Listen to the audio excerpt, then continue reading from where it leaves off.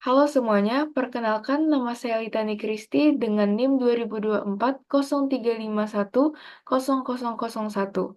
Saya akan mempresentasikan hasil riset dan analisa saya terkait kasus guru yang menghukum murid secara berlebihan. Untuk presentasi ini saya menggunakan referensi berita dari kasus guru yang menghukum muridnya dengan cara menganiaya hingga tewas karena muridnya tidak mengerjakan tugas yang diberikan. Baik, sebelumnya saya akan menceritakan latar belakang dari kasus ini terlebih dahulu.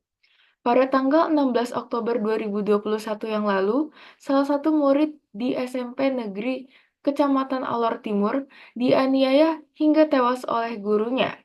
Pelaku yang merupakan guru tersebut mengaku bahwa motif kekerasan yang ia lakukan terjadi akibat terbawa emosi karena korban tidak mengerjakan pekerjaan rumah yang diberikan. Pelaku menendang pantat dan memukul betis korban dengan belahan bambu yang mengakibatkan korban mengalami luka bengkak di bagian tubuh leher, pantat, dan juga betis. Padahal, jika kita kulik lebih dalam, pasti ada alasan mengapa korban tidak mengerjakan pekerjaan rumahnya. Kemungkinan korban belum menguasai materi tersebut sehingga tidak dapat mengerjakan tugas yang diberikan. Dari asumsi saya ini, dapat saya katakan bahwa pelaku gagal dalam menunjukkan kompetensi profesional karena tidak dapat mengembangkan materi pembelajaran secara kreatif.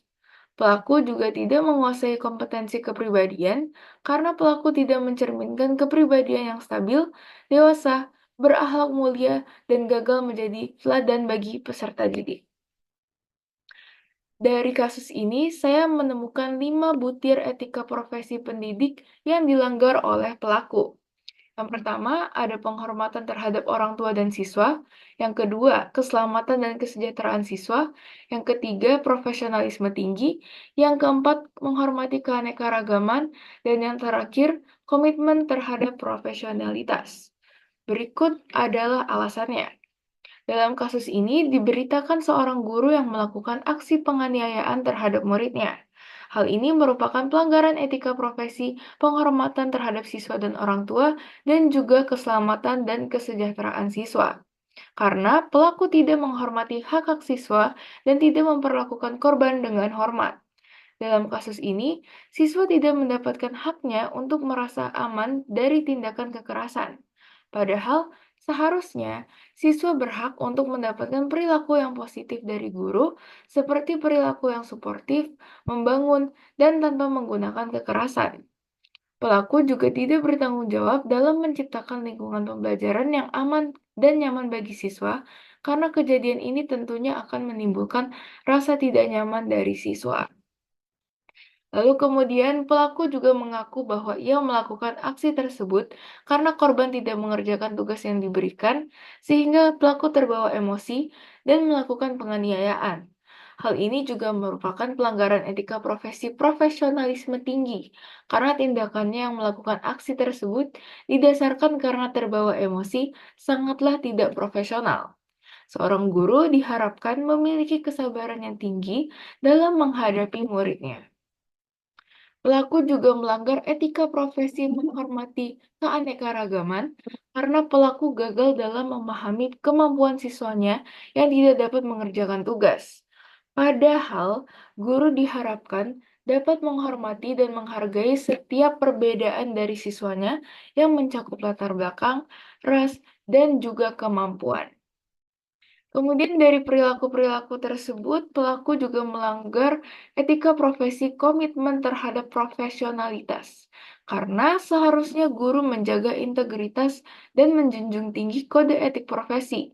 Namun, pada kasus ini, perilaku pelaku tidak menjaga integritas, yakni tidak mempertahankan tanggung jawabnya sebagai seorang guru untuk menciptakan lingkungan yang nyaman bagi siswanya.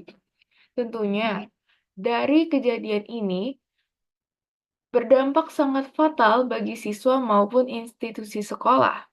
Siswa menjadi merasa tidak nyaman dan aman berada di lingkungan sekolah karena peristiwa penganiayaan tersebut dapat menyerang psikis dan emosional anak, sehingga timbul perasaan takut yang mendalam dan menimbulkan trauma yang berat pada siswa.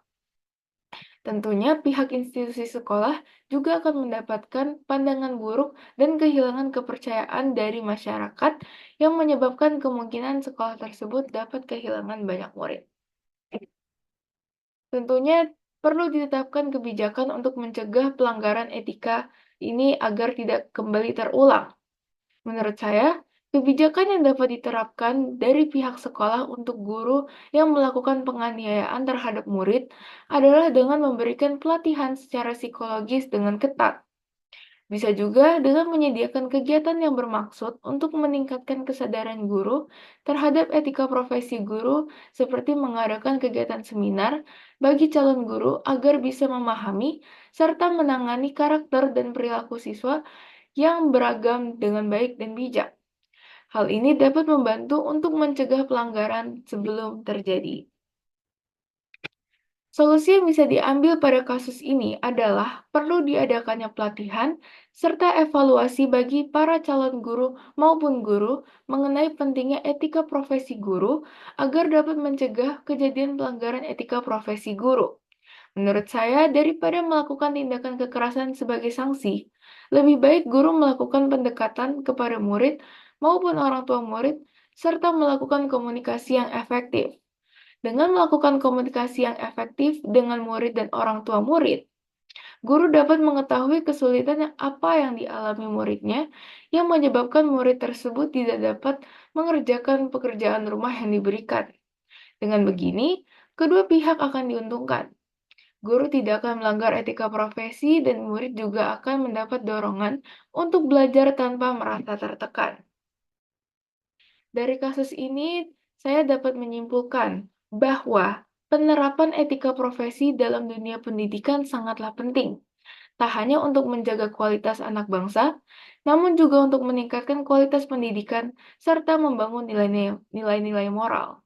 Anak-anak seringkali mencontoh perilaku guru, sehingga guru harus memiliki tingkah laku yang menjunjung nilai-nilai terpuji. Oleh karena itu, etika guru juga dapat membantu siswa untuk tumbuh menjadi orang yang tahu bagaimana berperilaku yang baik dan memiliki nilai-nilai moral yang baik. Menurut saya, yang menjadi prioritas dalam memperbaiki etika dalam sistem pendidikan ini adalah guru menjunjung tinggi nilai integritas, profesionalisme, kejujuran, tanggung jawab, dan juga komitmen. Sekian presentasi dari hasil riset dan analisa saya terhadap kasus ini. Mohon maaf apabila ada salah kata. Terima kasih sudah mendengarkan.